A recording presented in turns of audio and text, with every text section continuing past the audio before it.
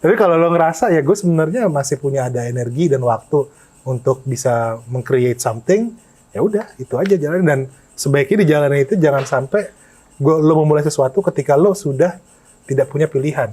Karena yang membedakan miskin dan kaya itu bukan di harta, tapi di punya pilihan atau tidak.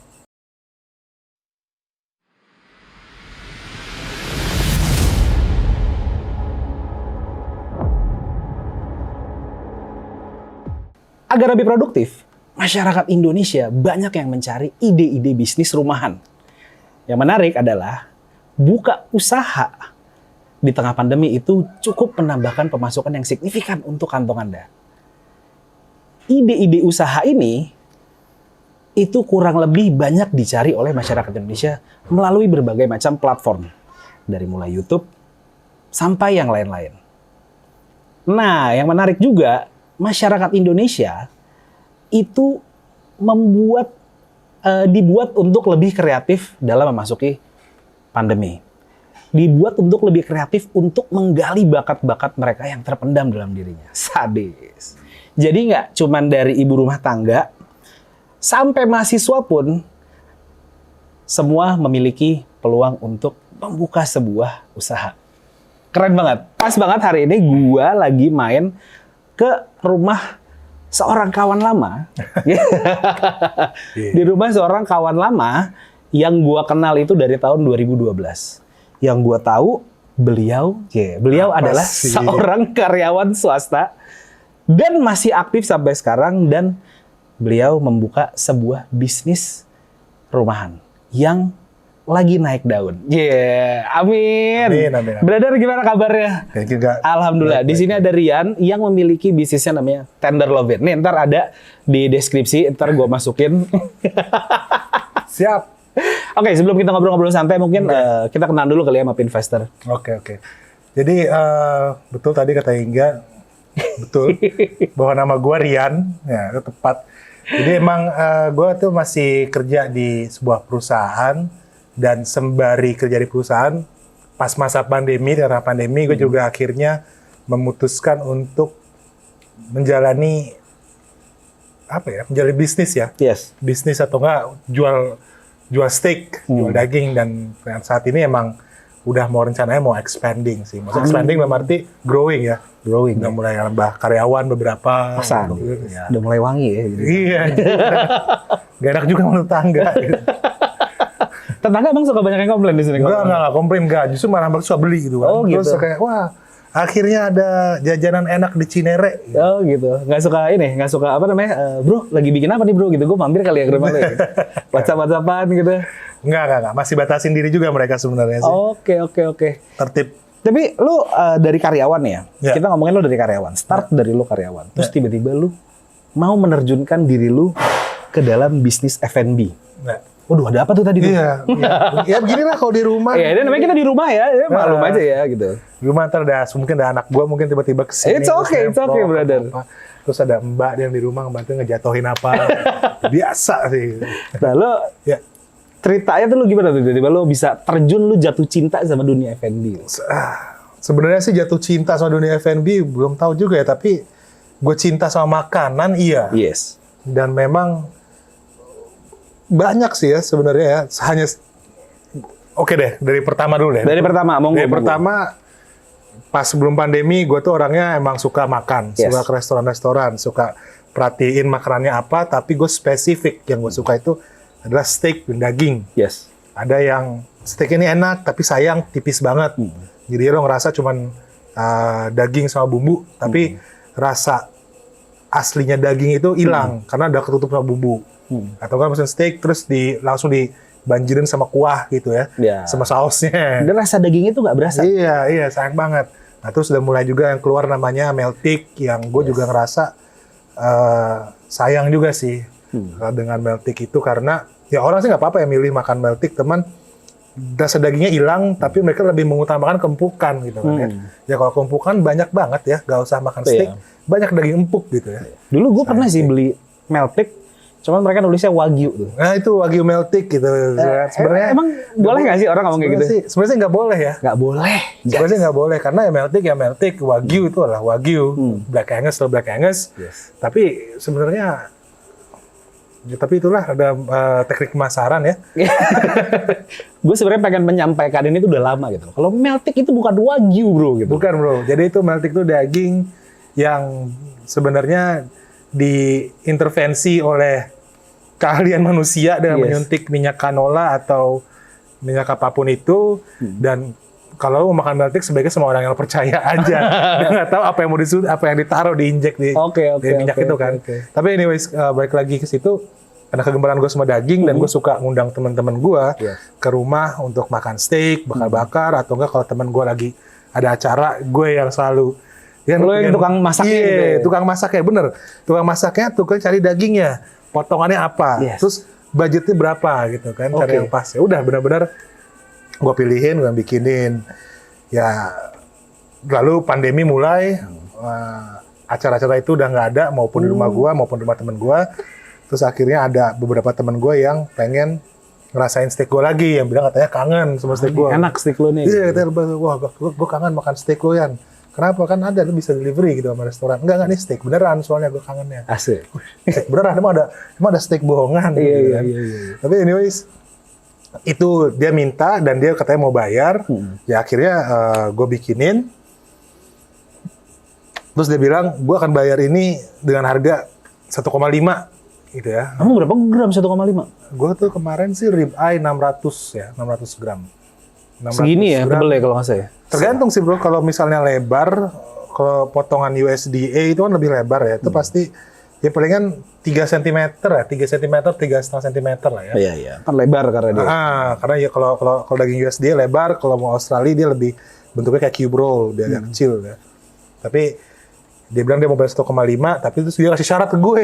Gue kayak tantangan. Kayak restoran nih jadi lama-lama nih. Bukan kayak restoran, dia kasih syarat kayak, gue mau bayar 1,5, tapi gue nggak mau cuman jadi satu-satunya yang membayar 1,5. Oke. Lu harus cari orang lagi yang mau bayar 1,5. Nah, dengan spek yang sama. Ya udah. Akhirnya lu pasarkan lah itu. Ya akhirnya gue tanya lagi teman gue beberapa gitu kan. Mau bikin steak ya? Oh mau ya gitu kan. Tapi lu bayar juga gitu kan. Berapa? 1,5. You fine. Gak apa-apa punya lu. Orang bikin gitu. Iya kan? Iya gue yang bikin. Iya. Ya udah. Akhirnya yang orang kedua ini ngasih bukti transfer ke gue ngasih ke orang pertama, ini dia bayar 1,5 gitu kan. Terus ya udah lu gimana? Ya udah gue kasih 1,5 juga. Lumayan 3 juta tuh. Lumayan tuh ya. 3 juta. Rib eye tapi dia pesennya ya? Rib eye. Gue emang ya salah satu gue juga mikirnya juga daging yang paling versatile, maksudnya mau segala apa dapet. Rib eye. Iya, rib eye gitu kan. Karena marblingnya di tengah-tengah. Ya kan, lu dapat bagian eye roll-nya itu kayak tenderloin. Ya. Terus bagian spinalis dorsi ya yang sebelah kiri yang kayak bentuk C. Yes. Ya, itu super tender sama beefy banget rasanya. Yes. Dan kalau lo masaknya bener dia crispy gitu di luar ya. Bisa kayak gitu, atau enggak disajiinnya tuh dipisah. Jadi lo makan eye of the rib-nya dulu, terus buat apa namanya reward buat diri lo kayak buat makan ayam KFC. Yes. Ayam KFC kan lo makan dagingnya, kulit lo pisahin nih. Nah, ini spinalis dorsi lo pisahin, gitu kan. Baru bagian terakhir itu. Nah, itu enak banget tuh. Itu asli enak banget, gue nggak bohong. Dan kalau gue kemarinan tuh gue pernah datang gitu ya ke. Akhirnya gue mencoba dagingnya Rian dan itu sold out bro sayangnya. Saking enaknya gitu ya. Dan gue mencoba dagingnya aja waktu itu. Dan itu dagingnya enak. Valid bro. Siap. Tapi gue sempat mampir-mampir ke Instagram lu gitu ya. Di situ lu menuliskan kata-kata ready to cook atau ready to heat. Itu maksudnya gimana sih bro? Jadi sebenarnya kadang-kadang orang tuh gue terus terang ngirim juga nih ke keluar kota ya. Maksudnya dari word of mouth kemana-mana akhirnya ada pesanan keluar kota. Tapi kadang-kadang mereka ada rasa ketidakpedean. Jadi lo maunya gue bikin setengah jalan terus lo finishing di rumah dengan tingkat kematangan yang lo mau, atau lo maunya udah gue bumbuin, atau lo maunya mau bener-bener masak. Oke. Jadi bisa pilih, atau bahkan lo maunya mentah gitu kan ya. Jadi ada beberapa hal gitu aja sih. Jadi maksudnya biar customer itu, pelanggan itu atau teman-temannya Race, dia bisa milih maunya kayak gimana. Kadang-kadang kalau yang mau ke Bogor gitu ya, gue kirim ke Bogor, itu gue kirimnya sih dia nggak mau ribet, dia takut salah, jadi gue undercook aja, Sampai di sana baru udah dia reheat sendiri. dia reheat sendiri. Oh, Terus kalau yang mau, gue mau masak sendiri gitu kan, ya udah gue bumbuin aja, gue bumbuin. Itu rahasianya di bumbu lu itu berarti itu ya? Sebenarnya sih bukan rahasia ya, bumbu itu lo bisa beli di supermarket di mana-mana sama aja. Cuman yang membedakan ya, yang gue rasa beda dan semua orang kayak suka, ketika mereka makan steak gue atau daging gue, itu tuh bisa crusty-nya tuh bisa kebentuk, terus crispy di outside, tapi in the inside it's very tender and soft. Gitu kan. Pinky gitu ya warnanya ya? Ya, pinky, merah, biru. Ya, biru dari Ada biru. Ada biru. Biru itu misalnya kalau lu sukanya benar-benar apa ya? Blue rare bahasanya tuh, bukan rare, tapi di atasnya sebelumnya lagi itu blue rare. Itu benar-benar ini steak high heat, lu masukin cuma sebentar aja, udah angkat. Biru jadi blue rare ini udah. Jadi sebelum rare itu ada lagi itu blue rare itu. Lu kok canggih banget sih sekarang tiba-tiba udah bisa ngerti gitu semua gitu loh. YouTube sih sebenarnya ya. Nah ini gue maksudnya gitu, masuk Pak Eko. Iya YouTube sebenarnya. Jadi ide-ide lu ini, ide-ide kreatif ini, bakat-bakat terpendam lu nih akhirnya tercipta karena lu mencari teknik-teknik masak di YouTube gitu. Iya itu menambah wawasan gua. Tapi apa sebelumnya memang dulu tahu? Ada, udah tahu dan gue perhatiin juga apa sih kelemahannya, bukan kelemahan ya, apa sih yang kira-kira orang-orang cari dari steak gitu ya. Yaitu mereka nggak suka steak yang tipis, mereka suka steak yang tebal. Pasti. Gua riset gitu kan. Terus mereka nggak suka sausnya yang udah kayak kuah gitu kan. Oke. Itu ya market sih, maksudnya target market lo tuh siapa, yang mau lo incer tuh siapa, ya gue memilih untuk mencoba untuk memuaskan market yang memang benar-benar fanatik atau enggak menggemari rasa dagingnya. Sama ya bukan yang apa, yang benar-benar daging masak ya. Maksudnya banyak banget daging masak kan. Beda bukan steak gitu ya, ada steak ada daging masak. Itu sih. Itu yang membedakan sih di guanya. Sama treatment. Jadi sebelum gua bumbuin tuh ada gua treatment sendiri juga. I see. Macam-macam tuh. Iya, gua doain. Oh, bismillah. Tapi emang harus pakai doa sih. Gua tiap kali motong kayak Bismillah. Gitu. Ada cerita menarik gitu ya. Rian itu menemukan ketenangan batin juga gitu. Di saat anak-anak lu tidur gitu ya. Anak-anak lu tidur terus lu motongin daging, dan itu lu rekam di video lu gitu ya. Dia beberapa kali gue rekam, tapi kayaknya ya udahlah ya. Lu dulu awal-awal sebelum tuh daging lu keluar ke market gitu ya. Korban pertama yang nyobain rasa makanan lu siapa?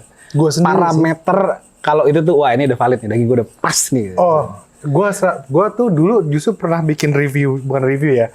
Ya makan steak bareng ya, kayak semacam mini konten lah ya. Ada teman gue, dia hobi banget daging, dan gue tahu dia suka ke macam-macam restoran gitu ya, yang Yahut deh di Jakarta. Oh gitu. Nah, jadi dia mengakui sih ketika gue yang bikin dia itu enak. Terus akhirnya gue nggak pernah apa sih kayak ini gue kasih ini lo makan coba enak nggak? Enak baru gue jual, enggak. Bahkan gue jual aja dulu udah jual udah. Terus habis itu kalau gue mau keluarin produk baru, baru gue kasih salah satu pelanggan setia gue the privilege to test. Coba ini bro. Jadi gue kasih privilege dia.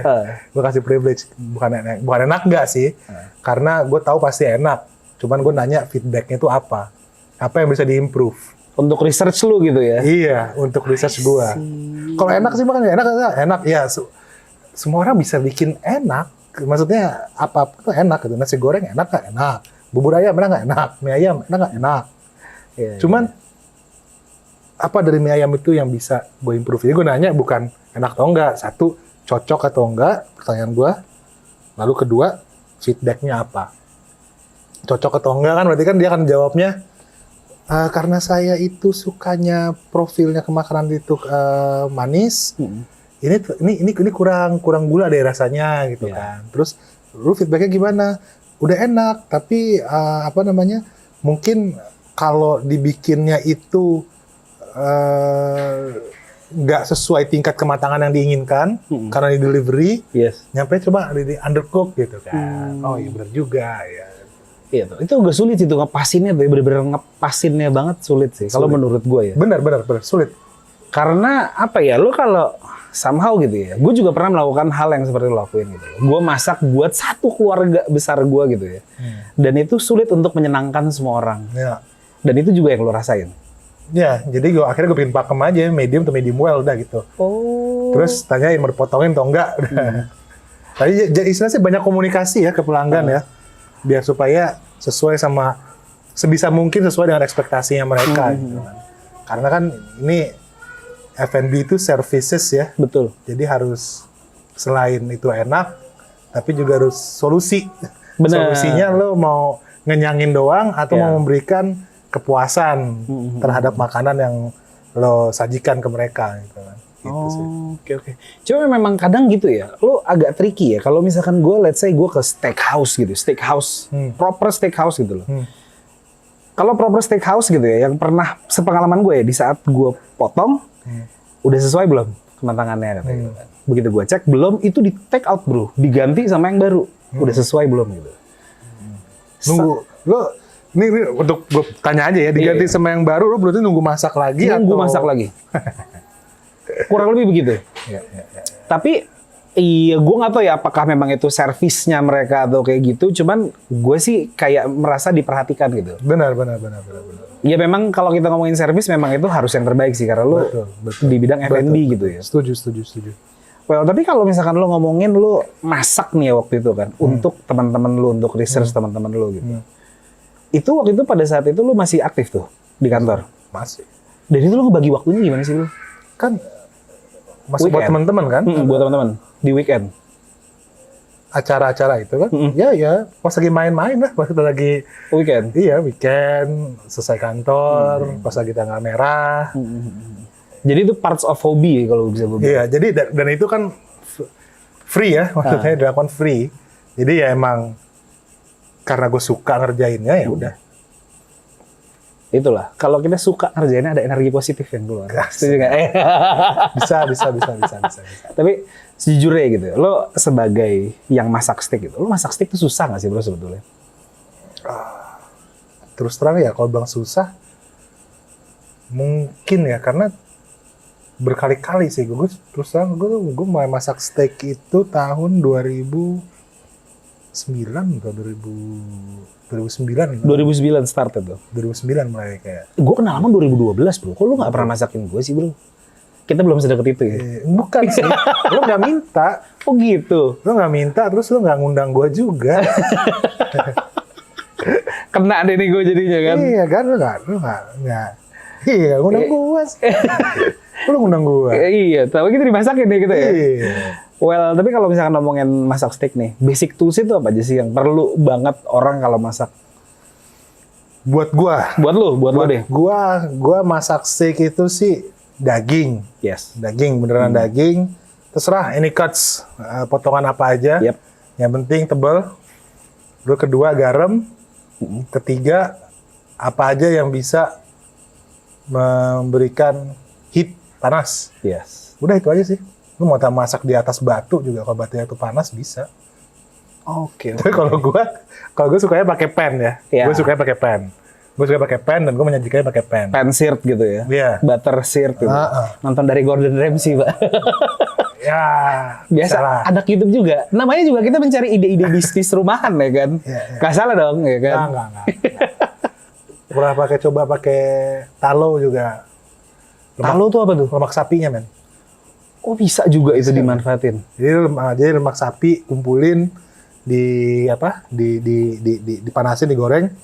Kan dia akan keluar lemak-lemak itu, cairan tuh. Terus simpen. Lu masak pakai itu. Oh gitu? Iya. Ya gue buang mulu. Jangan lu buang. Oh gitu? Karena kalau kita makan di restoran Korea atau Jepang itu tuh, yang all you can eat itu kan itu dikasih lemak sapi kan? Oh, itu bisa ditaruh lagi. Iya. Untuk ini, untuk apa namanya? Ngasih grease ke pennya. Oh. Iya, atau sumsum juga bisa. Oh iya tuh enak banget. Mantap sih. Mantap sih, tebel banget itu. Wah, aduh. Terus gue jadi lapar gue. Habis itu sini gue sakit langsung. Iya kan. Tapi tadi lu benar ya, lu barusan ngomongin soal pilihan daging gitu ya. Ada peribahasa yang menarik. Daging atau steak yang paling enak itu adalah steak yang dagingnya dipilihin oleh chef itu sendiri. Bojo. Nah, gue pengen dengar pendapat lu tentang phrase ini nih. Dipilihin. Ya kalau chefnya sukanya masak ikan atau nggak suka daging gimana? Tapi dia milih daging, mau nggak? Iya juga sih. Tapi kalau misalkan let's say lu tahu nih marble yang enak tuh yang mana? Jadi sebenarnya steak yang enak itu emang benar yang dipilihin, tapi yang dipilihin oleh chef yang di steakhouse. Oke, gue salah nanya nih berarti. Atau Iya. daging yang enak itu dipilihin, nggak usah chef. Maksud gue, ya makanan enak itu nggak semua harus dibuat oleh chef ya. Maksudnya chef itu memang profesi khusus masakan, tapi sederhana masakan enak, tapi kan bukan chef ya. Kalau gue kan cook ya, pemasak ya. Pemasak. Tapi sama bahasa Inggris kan butcher ya, atau enggak penjaganya lah. Nah, kalau kalau ke supermarket, ke Hypermart atau ke Giant atau bahkan ke pasar daging, bilang aja, tanya, ini bagian dagingnya yang enak, potongan tebal yang nggak terlalu kenyal yang mana, atau enggak yang banyak rasanya yang mana. Dia akan pasti akan ngasih. Gitu. Dia akan ngasih suggestionnya dia mau nih. Oke. Pak pakai yang ini Pak, Bu kayak ini Bu, gitu kan. Jadi sebenarnya itu sih. Sebenarnya mungkin lebih ke arah situ kali ya. Iya. Saya kalau dipilih sendiri ya memang yang kalau mau enak pilih daging sama yang dipilihin sama orang yang ngerti daging. Bisa temen lo, bisa om lo, bisa abang lo ya kan. Ya, oh bro yang ini aja bro, nih marblingnya bagus. Ya kan? Bro itu T-bone, jangan T-bone bro, yang porterhouse bro beda nih. Kalau T-bone tenderloinnya kecil, kalau porterhouse rollnya gede. Rugi lo beli ininya. Ya kan?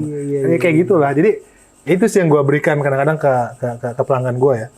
Kalau mereka punya waktu untuk ngobrol sama gue, ya gue akan tanggepin dan ngobrol. Kayak gue ngejual daging pun juga T-bone sama porterhouse, walaupun dari bagian yang sama, loin, gue ngasih harga yang beda. T-bone akan lebih murah dibandingkan porterhouse. Sama halnya kayak pas gue nanya-nanya sama lu juga antusias tau bro, lu menjelaskan tentang ini bro, ini tuh beda bro, yang ini tuh dagingnya gini-gini. Yes, kayak satu orang makin ke restoran sirloin aja, padahal dia nggak tahu di satu loaf itu ada yang namanya sirloin, ada yang namanya strip loin. Kalau menurut gue ya, strip loin tuh yang bentuknya tuh bisa kayak New York strip tuh, yang agak lempeng. Tapi kalau sirloin tuh yang agak ngebulet dikit, nah itu udah mulai ke belakang. Belakangnya sapi dan itu apa namanya serat ototnya tuh udah nggak satu arah, ada beda-beda. Jadi sebenarnya kalau lo bilang sirloin baiknya sih mungkin Pak nanti motongnya arahnya sini mas sini ya karena ototnya kayak gini, karena kan kalau makan daging kan lo harus against the grain ya, berlawanan dengan seratnya biar supaya itu empuk di mulut lo. Nah sedangkan kalau strip loin itu tuh udah satu arah semua, jadi pas lo terima potongan daging itu udah searah semua, jadi lo gampang motong 1, 2, 3, 4, 5 udah. Tapi kalau sirloin itu udah bisa banyak ototnya gitu ya, dan arahnya udah 2-3 arah lah ya. Jadi harus lo pilih ini. Makanya kadang-kadang gue bilang, Bu mau dipotongin atau enggak? Atau enggak? Mas mau dipotongin, tapi resikonya potongin yang dikirim dari Cinere ke sini gitu ya, itu warnanya akan berubah ya gitu kan, nggak akan ini. Jadi istilahnya sih no surprises lah.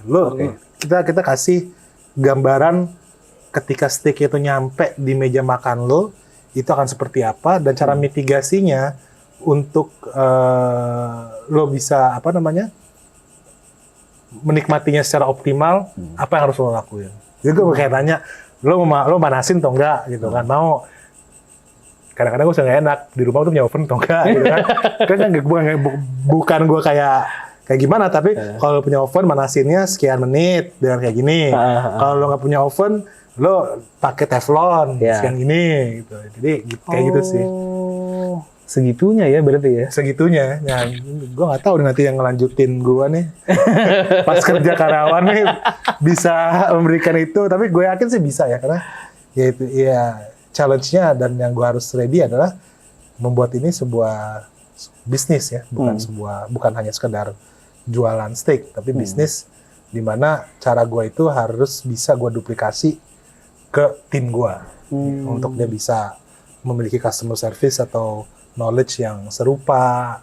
Setidaknya itu sih yang gue targetin sekarang ya, karena gue udah mulai hire juga beberapa cook untuk bikin burger, bikin steak, bikin lamb chop. Iya. So far udah berapa karyawan berarti? Untuk gue pakai tuh daily workers ada, sama yang untuk di rumah yang permanen itu 2. Oke. Jadi yang satu nge-season, yang satu inventory dan juga mulai nge-butchering juga sedikit. Tapi nge-butcheringnya nggak yang pakai alat berat ya. Iya. Tapi cukup pisau dan dia kayak gue minta coba bikin dari chuck iron, lu bikin Denver flat iron sama Sierra sama Delmonico dan chuck iron steak gitu kan, dari satu gitu. Misalnya. Terus ini kan itu gede nih. Iya. Bisa macam-macam jadi steaknya. Oh gitu. Jadi nggak hanya ketemu sirloin, rib eye, sirloin, nggak hanya itu. Tapi coba secondary cuts yang emang menurut gue nggak kalah enaknya. Gitu bro. Ada yang menarik nih bro nih. Gue sempet mampir ke Instagram lo gitu ya. Itu lu sempet posting ada red cherry bro. Itu daging apa sih bro? Yang lu bilang red cherry itu ada 3 tuh dagingnya. Lu pajang begini tuh daging apa sih bro? Itu dry age. Ini dia yang gue tunggu-tunggu. Itu dry age. Itu dry age tuh gimana sih bro jadinya bro? Dry age itu bahasa umumnya, bahasa bahasa penjagaan adalah pelayuan kering ya. Jadi sebenarnya dagingnya itu tuh ditaruh di suhu dan kelembapan tertentu yang harus lo kontrol, dan dia mengendap seperti keju. Oke. Nah itu terjadi pelayuan di dalam breaking enzymes di di daging-dagingnya, jadinya akan lebih empuk, dan karena ada pelayuan di ruangan yang terkontrol, jadi ada bakteri-bakteri yang numbuh yang akan memberikan sedikit, kalau bahasa baratnya tuh, bahasa Inggrisnya funk, aroma khas yang keluar gitu. Oh gitu? Iya. Sejujurnya gue belum pernah cobain dry age. Emang seenak itu ya bro ya? Ada yang suka, ada yang enggak. Kenapa gitu? Tapi yang bilang nggak suka atau bahkan enggak tuh gue kasih, tanpa gue bilang dry age, mereka suka. Oh gitu? Iya. Beda rasanya tuh dari mana sih bro kalau dry age sama yang regular meat gitu? Ini pertanyaan menarik nih, karena Tekstur sih, sebenarnya tekstur tuh membuat lebih empuk, satu. Terus rasa akan lebih kayak keju ya. Karena protein lebih lama ya. Jadi ada keju, ada kacang-kacangan, ada yang juga coklat, tergantung juga dia ditaruhnya di mana. Di kulkas apa, di dry aging room yang ada bakteri apa, dia akan ngambil dari lingkungan sekitar bakterinya. Jadi let's say lu taruh apa gitu di dalam ruangan itu tuh kan ada wangi-wangi gitu. Iya. Oh iya? Itu teknik lama bro, itu teknik lama yang emang dari dulu, misalnya kan steak itu kan budaya dari Eropa ya. Iya. Kan itu lihat juga dari orang yang Eropa yang pilgrimage ke Amerika itu ya. Mereka kan jauh tuh, naik perahu tuh, berhari-hari, berminggu-minggu, berbulan-bulan. Nah mereka dagingnya kan Taruh aja terus garamnya terus jadi pas taruh kan mereka mengeras tuh dagingnya tuh. Nah mau untuk mereka ambil, tapi yang dimakan dalamnya gitu kan, yang luarnya mereka buang. Itu dry age sebenarnya itu ya. Dan itu lo produksi sekarang? Sebagian, nggak banyak. Nggak banyak. Jadi itu special order aja kalau ada orang yang order. Bukan, sebenarnya sih itu cepet banget ya. Gue bikin hanya cuman 2 loaf, 1 loaf. Oke. Tapi gue posting misalnya, taruh di story. Tiba-tiba gone aja. Tiba-tiba sejam 2 jam gone. Saat laku. 1 loaf. Anjir, 1 loaf tuh berapa ini? 1 loaf itu berapa kilo total tuh? 3 kilo ya. 3 kilo. Waduh. Portionnya 200 gram, 250, 100 gram itu udah langsung tek. Hilang aja. Berapa? Tiba-tiba ya udah. Followers gue juga seru juga ngeliatnya. Tek, silang. Oh iya. Lu bikin kayak apa? Storiesnya tuh kayak misalkan tiba-tiba lu posting, nih ada daging gitu kan di story. Makanya buat Pinvestor jangan lupa follow di race.tenderlovin. Race.tenderlovin ya kan, nanti gua taruh ini di deskripsi ya. Di situ tuh Doi suka posting kayak nih loh daging gitu kan. Terus nanti next stories ya dagingnya tuh dagingnya disilang, artinya tuh udah laku dagingnya. Iya, udah ngetek. Ya. Jadi jangan kalah cepet ya berarti ya. Iya. Begitu lu lihat langsung lu bayar gitu. Iya. Kadang-kadang masih mikir apa gue bikin lelang gitu kan. Oh, menarik tuh bro. Iya, tapi kayaknya udahlah gitu kan, biarin aja. Iya. Kalau emang dia semua orang pasti dapat jatah kok gitu. Gak usah dilelang-lelangin gitu gue pikir. Kalau untuk detail harganya mungkin lu bisa langsung follow aja Instagramnya Ray Standard dan Robbing. DM. Dan DM jangan lupa. Kalau di sini jangan ya harganya ya. Sebenarnya sih enggak apa-apa. Enggak apa-apa. Cuman ya harga daging sapi itu kan berubah-berubah. Itu juga makanya kadang-kadang steakhouse itu kalau di luar negeri banyak juga yang tumbang. Kenapa tuh? Supplies dari harga sapinya berubah. I see. Lu sebagai konsumen gitu kan, udah datang harganya 140.000. Terus mungkin 3 bulan 2 bulan gitu lu pengen makan steak, loh kok harganya kok 180. Iya. Harganya kan ya berubah. Iya. Akhirnya Menarik sih. berubah. Jarang kan lu lihat juga price list daging fix kayak menu McDonald, jarang kan? Nggak pernah. Kadang-kadang lo ke Instagram lo DM harganya berapa, karena ya ngikutin. Betul. Tapi kalau lu proses tuh daging tuh berapa lama tuh sampai jadi bener-bener dry age gitu? Oh, kalau untuk dry age-nya tuh Dry aging kali ya namanya ya? Dry aging tuh kayak sebulan, 2 bulan. Kalau di YouTube Gue kan sebulan sih, sebulan sih udah oke. 21 hari udah cukup sebenarnya sih. kalau di YouTube tuh gue sering lihat gitu ya, mereka tuh punya ruangan khusus gitu. Lu punya nggak sih ruangan khusus untuk itu? Ruangan khusus enggak, tapi alat chamber khusus iya. Ush, udah serius banget nih berarti ya? Enggak. Karena kalau serius banget lu beli kayak banyak di sini kok meat shop yang ada dry ager-nya ya. Itu serius. Emang udah begitu. Kalau gua enggak, kalau gua orangnya suka ngulik ya. Dan itu mahal juga tuh mesin, Jo. Oh. Yang segitu 30 juta. Yang segitu yang setinggi orang mungkin 100 juta. Itu kalau gua dari chiller biasa, cuman gua ulik. Isinya ada apaan, apa baru. Dan rasanya ternyata Oke ya. oke. Tapi gue lihat di sini tools lu jadi pada saat gue lagi setup gitu, terus gue sempat ngintip apa nih profesional. Alat itu tuh di situ Itu penggiling daging. Professional grinder. Waduh gila. Gue tadinya itu awal manual. Tadi manual, seneng gue manual. Pas seneng, tapi kalau orderan makin banyak kan. Kalau orderan makin banyak giling dong. Ya udah mesin aja udah. Best seller produk lo apa nih sekarang nih saat ini deh? Best seller produk, kalau best seller dibilang susah ya, karena tergantung season. Tapi signature gua itu tomahawk sama iya, sama porterhouse dan T-bone yang tebal-tebal. Pokoknya gue dikenalnya dari orang-orang kayak memilih beli di gua karena gara-gara anak gua. Orang-orang memilih beli di tempat lo karena gue bisa ngolah daging tebal. Emang susah sih. Masaknya juga susah tau daging tebal. Susah ya, butuh latihan sih ya. Butuh tahu gitu cara makan daging tebal. Kita gitu. bisa karena biasa. Sadis. Gila nggak tuh? Tapi lo ada cerita menarik nggak? Jadi yang menarik nih, oke, gue sebelumnya gue pengen kasih tau dulu. Awal mula gue datang ketemu sama Rian itu adalah kemarin lo melakukan kolaborasi ya? Ya, stop by spot. Stop by spot gitu kan. Jadi Titik mampir. Tiba-tiba kalau kata adik gue namanya apa? Pop up apa namanya? Ya, bahasa umumnya yang simplify pop up lah. Pop up ceritanya gitu. Kalau di Hong Kong lagi ngetren namanya flying chef. Asik. Iya, di luar negeri. Sekarang namanya flying chef. Jadi tuh mereka ada di mana? Oh gitu, kayak di filmnya ini tuh yang apa? Food truck tuh. Nggak tahu. Jadi dia posting di Twitter, gue hari ini kesini gitu. Rame tuh ke situ. Nah, itu lagi di luar lagi kayak gitu tuh. Oh, di luar kayak gitu. Kayaknya udah lama deh gue nonton filmnya. Iya. Kan lagi kan udah masih sekarang. Oh iya Pak. Bukan mulai kan. Iya. Belum lagi. Ini dari lama sampai sekarang. Nah, pada saat gue kesana, Rian ini melakukan kolaborasi dengan salah satu coffee shop di daerah Bintaro. Iya. Ya kan? Dan itu responnya gue ngelihat cukup, wah gila sih. Intinya gue datang ke sana tuh gue sold out, dan itu gue nggak dapat beefnya Rian yang signature-nya itu, gue hanya dapat si burger. Tapi itu enak banget bro, burgernya itu enak banget. Gue tuh sampai emosi gitu loh gue ngasih tau gitu.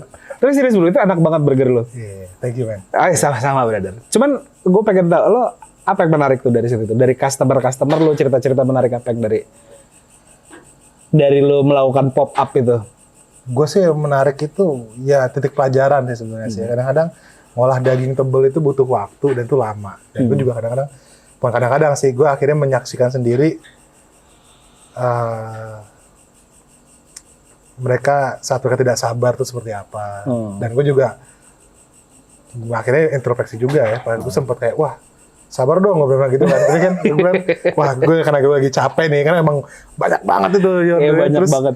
gue ngeliat dagingnya emang ya bawa daging tebel, habis di frozen dan emang langsung gue olah di tempat. Takes time. Susah tuh bro, defrost dulu kan lu berarti dagingnya. Iya gue towing, tapi towing ada tekniknya biar lebih cepat. Cuman secepat-cepatnya nge-towing, Iya. daging tebel itu nggak bisa Secepat itu. cepat itu. Ya mungkin gue pikir, mungkin itu juga kali ya kalau restoran itu dagingnya mau tipis-tipis aja ya biar cepat masaknya. Cepat masak lebih irit gas. Lebih irit gas, lebih banyak turnover di dalam restorannya. Kalau kayak gue kan, Iya. gue mau bikin kafe itu untung. Mereka sambil nunggu, mereka bisa minum terus. Iya. Ada tuh di situ dalam minumannya, coba aja bro gitu. Weh, bisa juga marketing dari luar gue bilang kan. Tapi kan tadi kita udah sempat ngomongin soal kolaborasi gitu ya. Lo pop up gitu kan. Tapi mostly gitu ya. Walaupun lo tadi sebenarnya udah mention juga gitu kan. Common kesulitan lo tuh apa sih kalau bikin steak? Yang paling common gitu. Misalkan lo ada orderan PO, let's say itu orderannya banyak banget. Apa ya, yang sulit ya? Nggak ada sih ya. Nggak ada ya. Gampang. Maksudnya ya, Ngolahnya kah atau mungkin oke. Yang paling sulit itu sebenarnya presisi timing, cuy. gimana? Misalnya kan ada 4 pesanan, 5 pesanan. Mereka makan atau mereka mau tiba di rumah mereka masing-masing di jam yang sama. Tapi yang satu ada di Cinere, yang satu ada di Meruya, yang satu ada di Bekasi, yang satu ada di BSD. Semua pada mau makan jam makan siang. Jam 12, jam 11.30 udah nyampe ya. Nah, gue udah mikir tuh yang mana sudah selesai duluan. Kira-kira pas ini udah mau sampai lagi resting, Gojek udah apa? Udah standby. Atau Grab udah dateng, yang mana itu. Itu sih ngurusin traffic itu yang kadang-kadang suka ada yang sampai ke mislek. Gue juga kasian juga sih ya. Dia pengen nunggu 2 jam, Cok. Kenapa tuh kok bisa sampai 2 jam? Karena estimasinya itu beda, meleset 1 jam. Ya ampun. Terus jadi gimana? Doi bete dong? Bete banget. Dan dia kayak apa ya? Negor sih ya di WhatsApp gitu ya. Pas udah nyampe, happy juga. Oh enak nih bro ternyata. katanya untung enak. Kebayar ya gitu. Ini kalau nggak enak lo gue sikat. Kayak tempat kemarin juga gitu kan. Wah, gue minta maaf ke di tempat yang pop up kemarin itu. Maaf, masuk ke dalam, minta maaf. Ibu bapak, teman-teman, sorry banget terlambat jam makannya. Kan kadang-kadang orang kita ada yang mah ya, kita nggak tahu ya.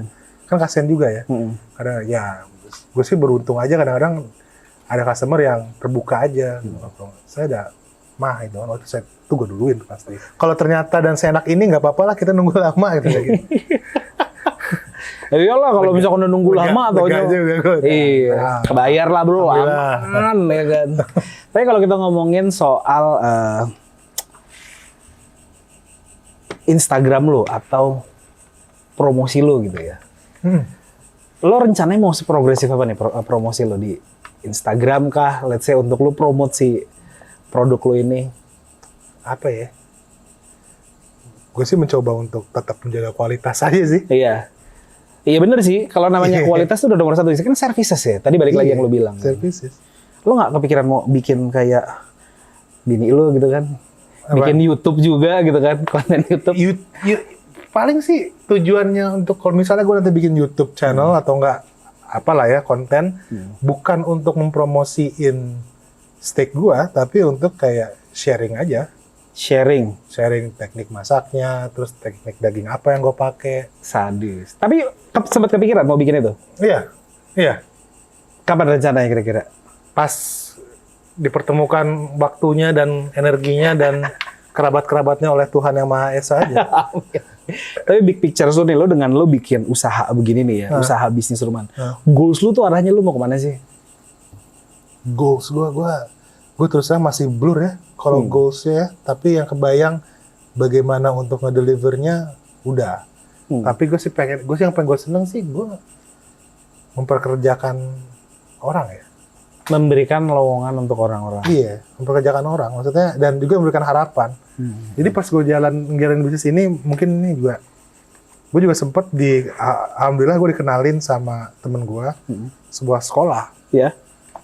PKBM, Pusat Kegiatan Belajar Mandiri. Jadi mereka itu dari keluarga yang tidak mampu dan mereka sekolah gratis. Nah, gue mikir keuntungan yang gue dapetin dari ini lumayan lah, maksudnya lumayan. Dan akhirnya jadi gue ngasih sumbangan ke mereka. Terus gue ngobrol sama pengurusnya, sekolah Binar ya. Sekolah Binar di Bintaro tuh bro. Ya. Di Bintaro. Ini anak-anaknya ada magang nggak gitu kan? Oh ada gitu kan. Oh ya udah kalau mau mereka ikut aja magang kalau ketika gue bikin stop by spot gitu untuk mereka belajar. Oh iya boleh gitu, silakan. Tentu gue bayar juga mereka gue bayar, maksudnya nggak anak magang terus gratis gitu ya. Iya. Tapi ya lo kasih lah mereka bagaimanapun. Tapi ya memang itu juga yang gue mengajak pelanggan gue untuk experience the whole vibe. Gue ini masak stop by spot karena gara-gara juga demand dari customer gue pengen makan dine in, tapi gue belum punya tempat. Dan gue juga ingin disupport dan memberikan harapan juga kepada teman-teman yang ada di sekolah Binar di SMK. Jadi gue ajak mereka untuk magang. Nah, jadi memang jadi akhirnya customer itu mengalami sebuah vibe yang nggak hanya transaksional ekonomi gitu ya. Tapi ya pertama mereka emang adalah customer gue dan juga mungkin customer dari tempatnya. Terus juga mereka juga ngeliat juga ada masih ada yang belajar, yang sebagainya bisa balik, wah ini gimana kak, ini gimana, jadi lucu juga sih. Jadi gue terima kasih juga sih sama pelanggan-pelanggan gue yang mereka mau mengikuti ini bersama gitu ya, nggak cuman gue mau makan daging steak lo gitu, ini gue bayar segini udah gitu. Ya mungkin itu nanti kali ya, tapi sekarang gue lagi benar-benar menikmati itu dan ini yang bikin gue senang ngejalanin ini bro. Keren lo bro. Gila keren banget. Tapi lo kan sempat menjalani bisnis ini selama pandemi nih bro. Kalau kita ngomongin selama pandemi ini gitu kan, lo masih suka masak juga kan, aktif kan? Iya, maksudnya aktifnya gimana bro? Maksud gue lo orderan gitu, masih sering masak apa segala macam? Oh, bilang sering sih enggak ya, tapi asal ada lah gitu kan. Respon berarti bagus dong ya selama pandemi? Iya, dari sejak bulan Mei respon bagus dan meningkat terus alhamdulillah. Jadi kalau misalkan kita bilang ini blessing in disguise bisa nggak sih? Iya benar. Di saat lo semua orang lagi ada pandemi, di saat lo mau untuk menggali kreativitas lo untuk bakat-bakat lo gitu kan. Iya. Semua orang bisa punya peluang gitu loh. Benar. Apalagi teknologi kan udah urusan jempol aja gitu. Iya men, itu kan kita udah masukin industri 4.0. Di mana kita, iya kan. Sponsornya siapa sih Pak? Industri 4.0. Oke. Tapi kalau ngomongin menariknya adalah gue kemarin pada saat gue ketemu sama Doi gitu kan, kita ngomongin financial gitu kan. Lo kenapa sih bro, kok tiba-tiba lo mau terjun di bisnis ini gitu? Si Rian tuh sempat ngomong gini, bro financial tuh ibaratnya kayak meja bro, ya kan. Kalau meja kaki lu cuma satu, ya kan, tuh kakinya putus, gue hentai bro, udah roboh tuh semua tuh. Gimana? Kenapa lo tiba-tiba lo udah aktif nih, lo punya sumber pemasukan lain gitu, terus tiba-tiba lo, udah deh gue pengen bikin lagi gitu.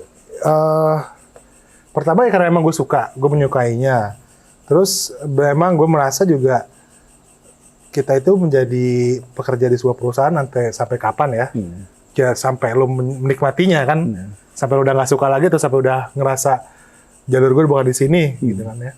Gue akan baru melakukan usaha. Tapi apakah lo akan menjadi orang yang melakukan usaha sendiri ketika sudah terpaksa?